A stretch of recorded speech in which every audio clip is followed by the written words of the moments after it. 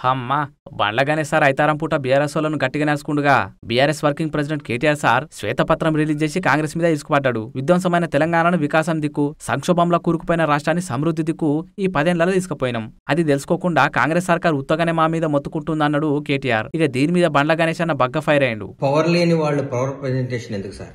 మాట్లాడితే గత పాలకులు ఎన్నిసార్లు మాట్లాడతారో ఆ మాటకు కూడా విసిగి వేసారిపోతుంది. గత 10 సంవత్సరాల నుంచి మేము ఈ రాష్ట్రాన్ని ఏం అభివృద్ధి చేసాం చెప్పండి. మేం చెప్తాం గత 10 సంవత్సరాల నుంచి మీరు ఏం దోసుకున్నారో, మీరు ఆర్థికంగా ఏ స్థాయి నుంచి ఏ స్థాయికి వచ్చారో, మీ నాయకులు గాని మీరు గాని మీ జీవన విధానం ఎంత మారిపోయిందో, తెలంగాణ ప్రజలు ఎంత వెనకబడ్డారో, మీరు ఎంత ముందుకు పోయారో మేము చెప్తాం. చెప్పాం కాబట్టే జనం నమ్మారు, కాబట్టే నిజాన్ని తీసుకున్నారు, కాబట్టి మాకు అధికారం చేపట్టారు. అధికారం చేపట్టి నెల రోజులు కాకుండా కూడా మీరు అప్పుడే ఎందుకు సార్ అంత ఆతృత, ఎందుకు అంత బాధ, ఎందుకంత భయం?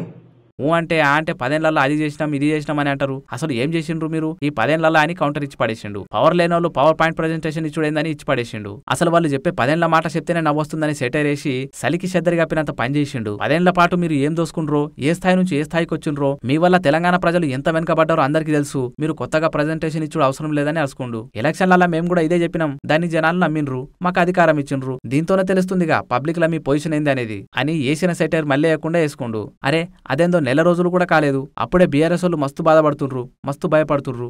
ఎందుకు అంత భయం? కాంగ్రెస్ సీఎం మంత్రులు జనాలకు అందుబాటులో ఉంటున్నారా లేక జనాలు సంతోషంగా ఉండరానా అని క్వశ్చన్ల మీద క్వశ్చన్లు వేసిండు. బీఆర్ఎస్ వాళ్ళు మస్తు తొందరపడుతుండ్రు, ఇంత తొందర కూడా పనికిరాదు, రాగుర్రి, రోజుకి 20 గంటలు పనిచేసే సర్కార్ వచ్చింది అని దుమ్ము దులిపి దూడకేసిండు. ఇవన్నీ చెప్పుకునేది ఇడిచిపెట్టి మేం 10 ఏళ్లలో అది చేసినాం ఇది చేసినాం అని ఏదో శానా మొత్తుకుంటుండ్రు. తెల్లని దాకా పొద్దున్న దాకా నిద్ర పడతలేదా ఏంది అని గరమాయిండు. ఇక బండ్లన్న కొట్టిన లాస్ట్ డైలాగ్ ఏందంటే బీఆర్ఎస్ వాళ్ళు చేసిన తప్పులన్నీ బయటికి తీసి భర్తం పడతారంట.